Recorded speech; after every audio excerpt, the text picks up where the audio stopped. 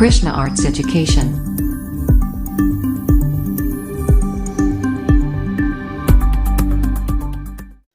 Hello friends, welcome है आप सभी का आपके इस कृष्णा आर्ट्स एजुकेशन चैनल में, जो केवल और केवल बोर्ड एग्जाम की तैयारी करवाने के लिए बनी है। इसलिए इस चैनल को आपने अभी तक सब्सक्राइब नहीं किया तो इस चैनल को सब्सक्राइब कर दें और साइड के बेल नोटिफिकेशन को प्रेस कर दें, ताकि हमारी वीडियो का लेटेस्ट नोटिफिकेशन आप तक सबसे पहले पहुँच सके। और अगर आप हमारे इस यूट्यूब चैनल पर नए हैं तो आप टेलीग्राम चैनल में भी ज्वाइन हो जाएं। टेलीग्राम चैनल का लिंक डिस्क्रिप्शन में दिया हुआ है, क्योंकि इस चैनल का जो भी स्टडी मटेरियल आपको प्रोवाइड किया जाएगा वो टेलीग्राम चैनल के माध्यम से ही किया जाएगा। स्टडी मटेरियल में आपको सभी सब्जेक्ट्स का चैप्टर बाय चैप्टर ऑब्जेक्टिव और सब्जेक्टिव क्वेश्चंस का पीडीएफ दिया जाएगा, इसलिए आप टेलीग्राम चैनल को अवश्य ज्वाइन कर लें। तो चलिए इस वीडियो में आगे की ओर बढ़ते हैं। इसमें हम आपको कक्षा 10 का विज्ञान जो रसायन शास्त्र केमिस्ट्री है उसका 5वां और लास्ट पार्ट तत्वों का वर्गीकरण क्लासिफिकेशन ऑफ एलिमेंट्स का सब्जेक्टिव क्वेश्चंस करवाने वाले हैं। इसमें हम आपके साथ 10 से लेकर 18 तक के सब्जेक्टिव क्वेश्चंस को कवर करने वाले हैं।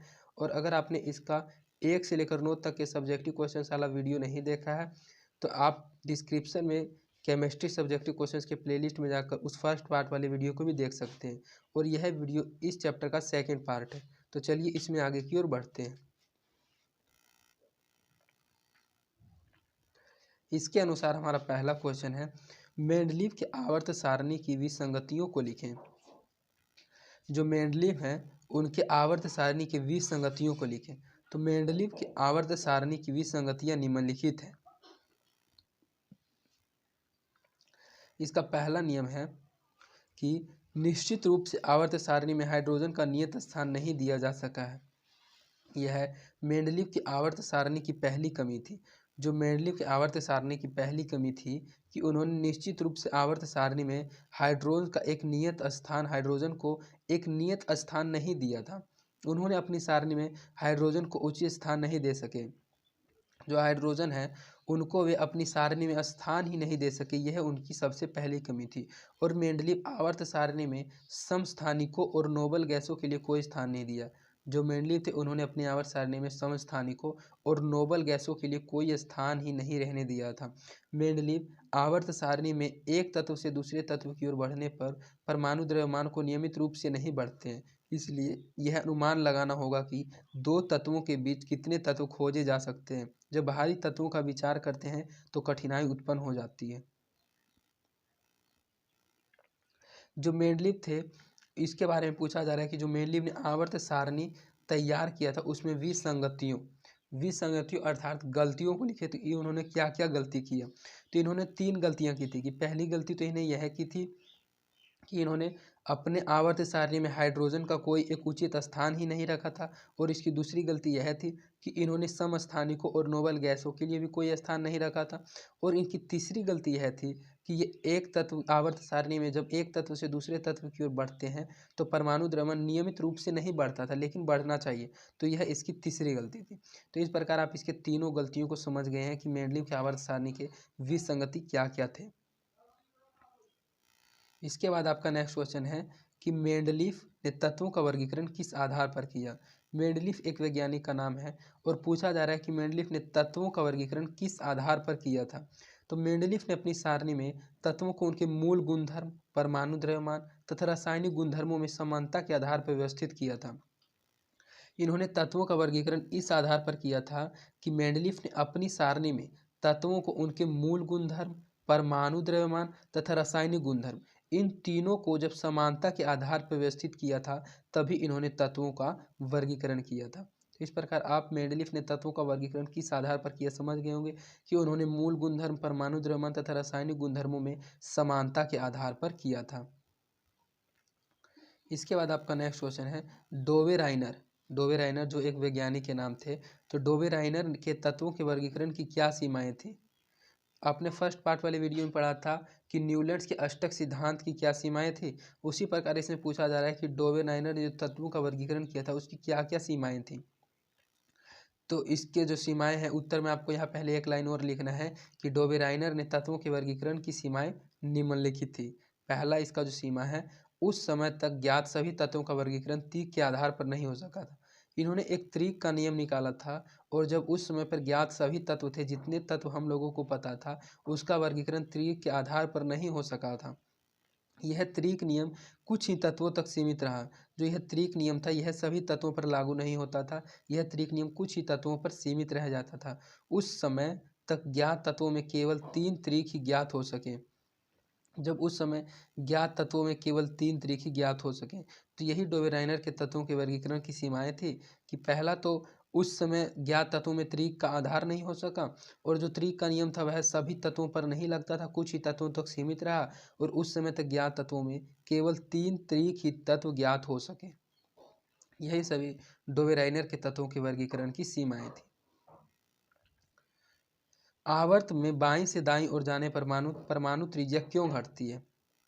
जो आवर्त सारणी होता है उसमें बाएं से दाएं ओर जाया जाता है, जो परमाणु की त्रिज्या होती है वह क्यों घटती है, उसके घटने का क्या कारण है? तो नाभिक में आवेश के बढ़ने से यह इलेक्ट्रॉनों को नाभिकों की ओर खींचता है। जब नाभिक में आवेश बढ़ता है तो यह इलेक्ट्रॉन को नाभिक की ओर खींचता है, जिससे परमाणु का आकार घटता है और इसकी परमाणु त्रिज्या घटती जाती है। जब आवर्त सारणी में, सबसे पहले आप समझिए कि जब आवर्त सारणी में बाएं से दाएं की ओर जाता है, तो बाएं से दाएं की ओर जाने पर नाभिक में आवेश जो होता है वह बढ़ने लगता है, और आवेश बढ़ने के कारण इलेक्ट्रॉन होता है वह नाभिक की ओर खींचता है, जिससे जो परमाणु का आकार होता है वह घटता जाता है, और परमाणु का आकार घटेगा तो उसकी त्रिज्या अर्थात परमाणु त्रिज्या भी घटती जाती है। तो यही कारण है कि आवर्त में जब बाएं से दाएं की ओर जाया जाता है तो परमाणु त्रिज्या घटती जाती है। उत्कृष्ट गैसों को अलग समूह में क्यों रखा गया है? जो उत्कृष्ट गैस थे उनको अलग समूह में रखने का क्या कारण है? उत्कृष्ट गैसें, जैसे कि उत्कृष्ट गैसों का नाम दिया गया है He, Ar, Ne आदि के परमाणु क्रमांक क्रम से 2, 18 और 10 है। जो इनका परमाणु क्रमांक है, परमाणु संख्या है, वह 2, 18, 10 है। इनका जो इलेक्ट्रॉनिक विन्यास है वह 2, 2,8,8 और 2,8 है। इनकी संयोजकताएं शून्य है। जो ये तीनों उत्कृष्ट गैस हैं, इन तीनों की संयोजकताएं शून्य है, अतः इन्हें अलग समूहों में रखा गया है, क्योंकि इनके इलेक्ट्रॉनिक विन्यास भिन्न भिन्न है। इसमें पूछा जा रहा था कि जो उत्कृष्ट गैस होते हैं उनको अलग अलग समूहों में रखने का क्या कारण है? तो जो उत्कृष्ट गैस होते हैं ये तीनों ही उत्कृष्ट गैस हैं, और इनका जो संयोजकता है वह भी तीनों का शून्य अर्थात समान है, लेकिन इनका जो परमाणु क्रमांक है वह भिन्न भिन्न है, और इसका मुख्य कारण है कि जो इलेक्ट्रॉनिक विन्यास है वह तीनों का अलग अलग है अर्थात भिन्न भिन्न है। तो इसके इलेक्ट्रॉनिक विन्यास भिन्न भिन्न होने के कारण ही उत्कृष्ट गैसों को अलग अलग समूहों में रखा गया है। आपके अनुसार उत्कृष्ट गैसों को अलग अलग समूहों में क्यों रखा गया है? ये क्वेश्चन लगता है रिपीट हो गया, बस पूछने का तरीका अलग है। ये आपका लगता है पिछला क्वेश्चन जैसा ही है। तो इसमें पूछा जा रहा है कि आपके अनुसार उत्कृष्ट गैसों को अलग अलग समूहों में क्यों रखा गया? चूंकि ये गैसें मेंडलीफ आवर्त सारणी के बनने के काफ़ी बाद पाया गया। जब मेंडलीफ आवर्त सारणी बना था तो उस मेंडलीफ आवर्त सारणी बनने के बहुत समय बाद यह जो गैस है उत्कृष्ट गैस यह पाया गया था, जिसे सारणी में खाली जगहों में रखा गया। जब सारणी में जहाँ तहाँ खाली जगह था उन्हीं जगहों पर इनको रखा गया था। सभी गैसें अभिक्रियाशील थे, अतः इन्हें अलग अलग समूह में रखना उचित था। जो ये तीनों गैसें थे, ये तीनों गैसें अभिक्रियाशील थे अर्थात किसी से भी अभिक्रिया कर सकते थे। तो इसकी इस प्रवृत्ति को देखते हुए ही इन्हें अलग अलग समूहों में रखना उचित था। और इसने आपने पहले वाले क्वेश्चन में पढ़ा था कि इनको अलग अलग इसलिए रखा गया था क्योंकि इनका इलेक्ट्रॉनिक विन्यास भिन्न भिन्न था।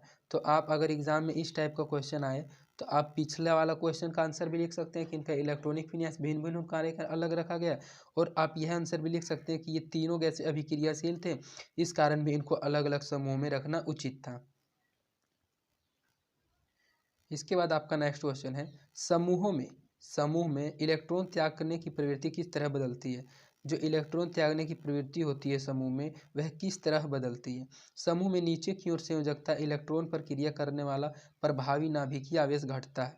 जो समूह में नीचे की ओर संयोजकता होता है वह इलेक्ट्रॉन पर क्रिया करने वाला प्रभावी नाभिकीय आवेश घटता है, क्योंकि सबसे बाहरी इलेक्ट्रॉन नाभिक से दूर होते हैं, इसलिए यह इलेक्ट्रॉन सुगमतापूर्वक निकल जाते हैं।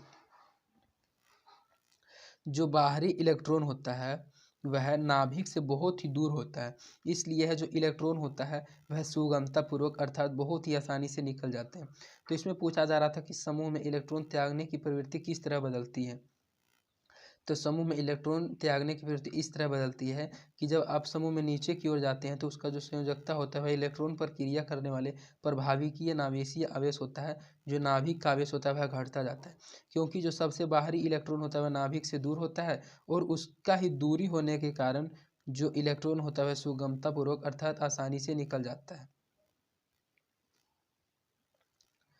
समूह में ऊपर से नीचे जाने पर संयोजकता किस प्रकार परिवर्तित होती है। जब आप किसी समूह में ऊपर से नीचे की ओर जाते हैं तो उसकी जो संयोजकता है वह किस प्रकार परिवर्तित होती है अर्थात किस प्रकार बदलती है। तो समूह में ऊपर से नीचे जाने पर तत्वों की संयोजकताएं स्थिर रहती है। जो तत्वों की संयोजकताएं होती है वह स्थिर रहती है। समूह एक तत्वों की संयोजकताएं एक है और समूह दो के तत्वों की संयोजकताएं दो होती है। इसी प्रकार समूह तीन और समूह चार के परमाणुओं की संयोजकताएं तीन और चार होगी। तो इसमें सिर्फ इतना पूछा जा रहा था कि जो समूह होता है उसमें ऊपर से नीचे जाने पर संयोजकता में किस प्रकार परिवर्तित होती है। तो इसके आंसर में तो आपको सिर्फ इतना ही ध्यान रखना है कि अगर आप समूह में ऊपर से नीचे की ओर जाते हैं तो जो उनका संयोजकता होता है वह परिवर्तित ही नहीं होती है। आप जैसे जैसे नीचे जाते हैं उसी प्रकार उनकी संयोजकताएं स्थिर रहती है। जैसे आप समूह एक में हैं तो उसके तत्वों की संयोजकताएं एक होगी, और अगर आप समूह दो में हैं तो उसके तत्वों की संयोजकताएं दो होती है, और अगर आप तीन या चार में हैं तो संयोजकताएं उसकी भी तीन या चार होगी। तो उसमें किसी प्रकार का कोई परिवर्तन नहीं होता है। इसके बाद आपका इस चैप्टर का लास्ट क्वेश्चन है, समूह में ऊपर से नीचे की ओर जाने पर इलेक्ट्रॉन ग्रहण करने की प्रवृत्ति कैसे परिवर्तित होगी। अगर आप समूह में ऊपर से नीचे की ओर जाते हैं तो जो इससे पहले वाले आपने क्वेश्चन में पढ़ा कि अगर आप ऊपर से नीचे की ओर जाते हैं तो उसकी संयोजकता में किसी प्रकार का कोई परिवर्तन नहीं होगा, लेकिन इसमें पूछा जा रहा है कि अगर आप ऊपर से नीचे की ओर जाते हैं तो जो इलेक्ट्रॉन ग्रहण करने की प्रवृत्ति होती है वह किस प्रकार बदलती है। समूह में ऊपर से नीचे की ओर जाने पर अधातुओं के कोषों की संख्या बढ़ती है। जब आप समूह में ऊपर से नीचे की ओर जाते हैं तो जो अधातुओं के कोषों की संख्या होती है वह बढ़ती जाती है, लेकिन संयोजकता इलेक्ट्रॉन समान रहती है। लेकिन जो संयोजकता होती है वह इलेक्ट्रॉन समान रहती है, जो आपने इससे पहले वाले क्वेश्चन में पढ़ लिया कि इसका संयोजकता इलेक्ट्रॉन समान ही रहता है। जैसे जैसे आप नीचे जाते हैं सभी का समान ही रहता है, अतः इलेक्ट्रॉन ग्रहण करने की प्रवृत्ति घटती है, जबकि कोषों की संख्या बढ़ती है। अधातुओं में ऋणात्मक की प्रवृत्ति रहती है, जिससे यह इलेक्ट्रॉन ग्रहण करने की प्रवृत्ति रखता है। लेकिन समूह में ऊपर से नीचे आने पर इलेक्ट्रॉन ग्रहण करने की प्रवृत्ति घटती है, क्योंकि आयनाकरण की जो ऊर्जा होती है वह कमी होने लगती है। तो इसमें पूछा जा रहा था कि जब आप समूह में ऊपर से नीचे की ओर जाते हैं तो इलेक्ट्रॉन ग्रहण करने की प्रवृत्ति किस प्रकार परिवर्तित होती है। तो इसमें जो परिवर्तन होता है वह यह होता है कि इलेक्ट्रॉन ग्रहण करने की प्रवृत्ति धीरे धीरे घटती जाती है। जब आप समूह में ऊपर से नीचे की ओर जाते हैं तो इलेक्ट्रॉन ग्रहण करने की प्रवृत्ति घटती जाती है, क्योंकि इसमें आयनाकरण ऊर्जा की कमी होती जाती है। तो इस प्रकार आपका इस चैप्टर का 18 सब्जेक्टिव क्वेश्चंस कंप्लीट करा दिया गया है, जो एग्जाम के दृष्टिकोण से बहुत ही महत्वपूर्ण क्वेश्चंस है। और अगर आपको ये क्वेश्चंस एक बारी में समझ नहीं आए तो आप इस वीडियो को एक बार रिपीट करके देख लें। और आज के लिए इतना ही। धन्यवाद।